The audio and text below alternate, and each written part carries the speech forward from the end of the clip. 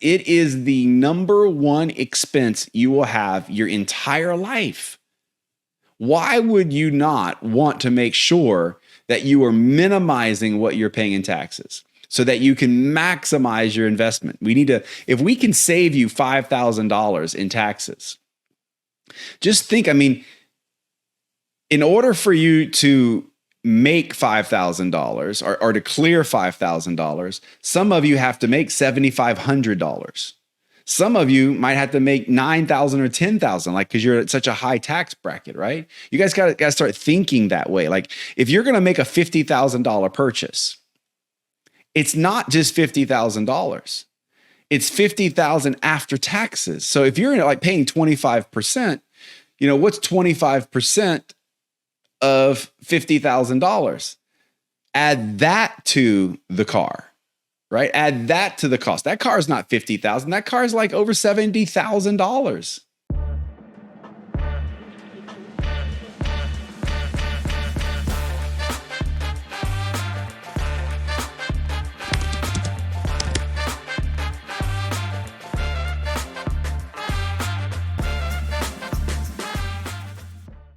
Hey, welcome back to the Freedom Factory, guys. Glad you are here. If you are getting this on one of our platforms, welcome. Maybe you're getting this on YouTube. So if you're getting it here on YouTube, you get to see the live video broadcast. So however you guys want to get this, I really don't care. It's up to you how you get this information. I'm just glad that you are tuning in, and I'm really hoping to help you guys make an impact in your business and with your finances. So let's jump into this episode. It's about taxes, and it's a little bit of a continuation of last week's podcast when we talked about saving and why saving is so important. And maybe I touched on it, but I broke down some percentages of how much you should be saving every month on a percentage basis to get that emergency fund in place. Well, today is going to be kind of the same thing, but about taxes, not the emergency fund, but how much on a percentage you should be saving. I'm also going to give you some insight on how to set up strategies and when to do some planning. So let's jump into this. First of all, I know every country is a little different for when your taxes are due, but no matter where you live, twice a year at a minimum, you should be sitting down and doing some tax planning. Now, most people wait till the last minute. In the US, it ends December 31st. Your tax year ends December 31st. And literally, I know because I've done this in years past. It's been a while. Literally running out and making some purchases in December, sometimes the end of December, because time's running out to get those deductions for the current year. So you're buying office equipment. I even have bought vehicles several times that you can depreciate the entire amount of vehicle. But why wait till December? Like, I put myself in a bad situation, right? So even if you're like, I know in Australia, your tax year ends in June. The 2 months that I would suggest all of you globally, if you've got a December 31st or a June 31st, 31 days in June? Not sure. I think it's 31 days in June. Either way, end of December, end of June are usually when people's taxes are ending. You should always, twice a year, I'm suggesting January and July, sit down and either planning out your year or kind of reflecting on the last 6 months of your year and then what you're going to do for the next 6 months to make sure you land where you want to land when it comes to how much you're paying in taxes. So for a lot of you, if you're like me, I don't mind paying taxes, but I do spend quite a bit of time working within the confines of what is legal, what the IRS allows us to do in order to maximize our dollars. And so some people will look at the tax code and look at that as some type of burden, like all these different ways they're trying to tax us. But really, if you will consider the tax code your friend, if you will consider the tax code the manual on what you should be doing to minimize your tax liabilities, you'll end up with more money in your pocket at the end of the year. And this is overlooked by a lot of people. Your biggest expense through your entire life will be taxes. Your biggest expense through your entire life will be taxes. And so I know a lot of people who spend a lot of time, making sure they're shopping at the right places or going to the right gas stations for fuel for their cars, and they're trying to save a penny there and a penny here, but they're doing little to no tax strategy work. Like, that makes zero sense. I mean, in a year's time, you may save $50 or $100 or $200 in fuel when you could be saving thousands of dollars with just some simple decisions tax-wise. And at the end of the year, it's your money, right? And so whether you're saving the money by driving a long way to pick a certain gas station, or you're saving the money because you've made some tax strategy moves, at the end of the day, it's money that you need to be keeping instead of giving up. So twice a year, I want you putting some strategy in place. And so we're sitting now in August, which means maybe you really need to look at getting serious about either planning your new year or planning the end of your year if you're in the US. Okay, so that's the first thing. Set aside, guys. Last month we said set aside at least 10% of every one of your paychecks to build your savings, to build that emergency fund. You need to set aside another 10% for taxes, minimum. Now, you may be able to get some of that money back, but usually you're going to be in that 20% or more tax bracket for a lot of folks, which means you're still going to have some money at the end of the year. So I say minimum of 10%. Nothing less than that. If you can put 20% aside, then that's great. That's great, because you may be left with a surplus at the end of the year that you can then invest and multiply, which is what we want you guys to do. Not just go spend. We want you to multiply that money. So 10% of every check gets set aside into some type of an account. And I would say it should be probably the same interest-bearing account that I told you guys about last week. There are savings accounts right now that will yield you over 4%. If you refer some friends, over 5% on your money. And so that's where you want to park this money. You don't want to just put it in an account that's making you nothing. You want to park this money in an account that's yielding you interest every day, so that money is working for you come the end of the year when you need to withdraw and use it to pay your taxes. Make sure if you have a corporation, some of you may need to be filing and reporting quarterly. But for most of you that are starting out, you can do it yearly. But if you're making six figures or more, you're incorporated, right? Which you should be at that point, or have a corporation, I should say, an entity. You may need to be doing this quarterly, right? Which brings me to my next point. Most people will say, man, I'm paying too much in taxes. I need to get a new accountant. And I will say that might be true. But before you get a new accountant, what you may want to do is hire a tax strategist. Sometimes, and usually, it's two different people. You see, an accountant is someone that really can just file the paperwork for you, right? Maybe doing some of the paperwork. But you may be able to reduce the amount of money you're paying for an accountant and get a tax strategist that will save you thousands and thousands of dollars, that simply tells you what to do, what expenses or write-offs, and some strategy and how you can set some things up. You guys know I've talked about the Augusta rule. There's things that you can purchase in your business, your network marketing business, that you probably don't even know is a write-off. So, all your continued education, all of that stuff, all those trips, talk to your tax strategist about, and more than likely they're going to tell you that is 100% a tax write-off. So do some research and find someone. I don't rely on one person. I've got a team, right? I've got someone that actually puts the numbers in the columns, but I've also got a person that I have at a minimum 4 conversations with a year quarterly to talk about strategy. Like, this is what we did this past quarter. Like, these are the things we purchased. This is what we're going to purchase. This is where our income is over the last 3 months. This is what we think our income is going to be for the next 3 months. And what I do at the beginning of the year is I find out on a percentage basis how much I paid in taxes last year. And so I kind of have a personal threshold where if I get over that percentage that I'm paying in taxes, I get very upset. And we have to go back to the drawing board and find a way to reduce that tax burden.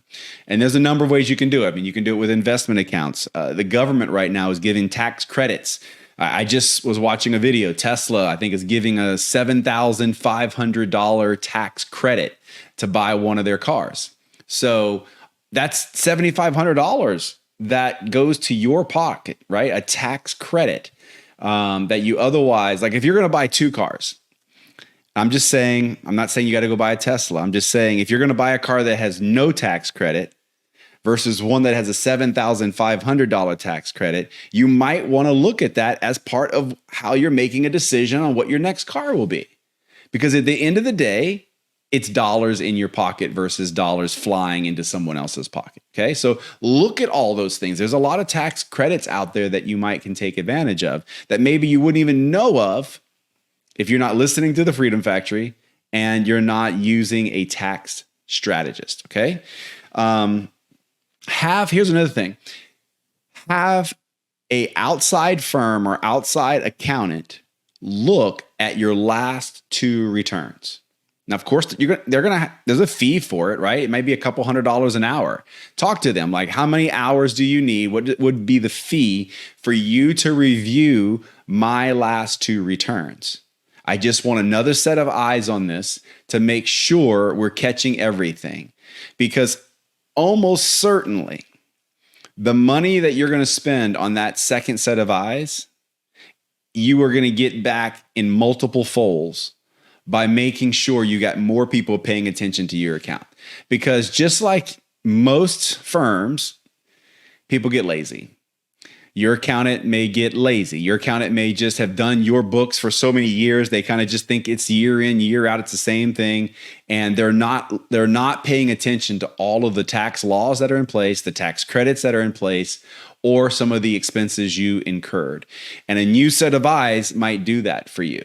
Okay. So I would encourage that if you're really happy with where you're at from a percentage of income you're paying in taxes, like let's say your number's 25%. If you're under 25% of your income is going to taxes and you're happy with that, then maybe you don't get a second set of eyes on this thing. I would still hire the strategist because you may get down below 20% or 15% in paying taxes with the tax strategist. But if you are paying more than you think you should be paying in taxes, trust me on this, go get a second set of eyes and a second opinion on your tax returns. And that leads me to the last thing. And that is your current CPA, your current accountant should not have a problem with sitting down with another accountant or tax strategist and having a conversation about your account. If they're not willing to let someone else look at their work and have a professional conversation back and forth, if I was you, I would be worried about that accountant and who they are actually looking out for. Because if they're not willing to have that conversation, it would tell me that they have a little bit of fear in their work. I'm perfectly happy for people to take a look at what I do and how I train my people and what I do, because all I can either do is learn from their knowledge, or they can learn from my knowledge. Either way, we're going to win, right? And so at least you know, it's kind of like, think about it like this way. As you get older, there's certain things that you should do just to get checked out. Like, you should get your, if you've cancer runs in your family, you should get that checked out. If heart problems work in your family, you should get your heart checked, right? It would be like having a family of people who have had lots and lots and lots and lots of heart issues, serious heart issues. And you're like, nah, I'm good. I'm not going to get my heart checked out. It doesn't make any sense. And so the same applies to your taxes. I told you guys, it is the number one expense you will have your entire life. Why would you not want to make sure that you are minimizing what you're paying in taxes so that you can maximize your investment? If we can save you $5,000 in taxes, just think, in order for you to make $5,000 or to clear $5,000, some of you have to make $7,500. Some of you might have to make $9,000 or $10,000, because you're at such a high tax bracket, right? You guys got to start thinking that way. Like, if you're going to make a $50,000 purchase, it's not just $50,000. It's $50,000 after taxes. So if you're paying 25%, what's 25% of $50,000? Add that to the car. Right? Add that to the cost. That car is not $50,000. That car is over $70,000 in money that you have to earn to pay for it. And that's not excluding if you've bought the car with a payment and the interest on that. And that goes for every payment. Your cell phone, a new pair of shoes, all those things, guys. It's money out of your pocket. So if we can keep money in your pocket, that extra money, that extra $5,000, hopefully you will multiply. Hopefully you will put that into investments. We talked about it last week. Make sure that emergency bucket's full first. But then after that emergency bucket's full, then we want to go into something kind of more medium risk, low risk, medium risk, that multiplies your money so that the 5,000 may become 6,000 the next year, and the 6,000 may become 7,500 or 8,000 the next year, compounding interest. And so you got to kind of look at your tax the way you look at your own health. You just want to do some checkup. Same thing with your car. Like you do maintenance with the car. You get professionals to look at the car and get their opinion. And the more people that can put their eyes on it, the better, especially when it comes to taxes, because it's your biggest expense. So highlights of this podcast, guys, get some extra eyes on your account. If you're paying too much, in your opinion, get some other people to look at it. No matter if you think you're paying too much or not, get a tax strategist. It's gonna cost you less than $500 for someone to come in and give you a strategy for the next year. Now, if you got multiple sessions, it might get pricey, but accountants are usually $100 to a couple $100 an hour, and they can look at your stuff within a couple hours of work and give you kind of some insight in ways that you can lower. So if you spend $500 and save $5,000, that's a win. That's a big win. And the other highlight is make sure you're setting aside at least 10% of every commission check, not 5%, not 10%, every other, 10% of every check, and make sure that 10% is being put into an account that's yielding you some decent interest. All right. So I hope you've enjoyed this. Go back and listen to it again. And more importantly, please apply it. Guys, it's time. Sit down right now and plan out the next few months. Don't wait till December. And if you just ended your tax year, sit down now and plan out your next year. Because if you're not doing that, I can assure you, you're overpaying in taxes. You're giving money away. You're spending. Think about it, guys. Like if 30% of your money is going to taxes, we're talking about the first 3 to 4 months you are working for the government. Think about that. January through April, you're working for the government. I don't know about you, but that's just kind of, that's not a good thought, right? And so the only way that's going to change is with a plan. And some of you are paying more than 30%. So we need a plan. You need a plan. I've laid out some things for you to kind of look at, to do. And the most important thing is just ask questions. Ask questions of a lot of people. Network. That's what's so fantastic about networking is if you ask enough people, you'll eventually find your team. You'll find the team that will work with you. And of course, within the Freedom Factory, we've got a team of people that are available, and you can reach out to them as well. So I hope you enjoyed the episode, and we will see you guys next week.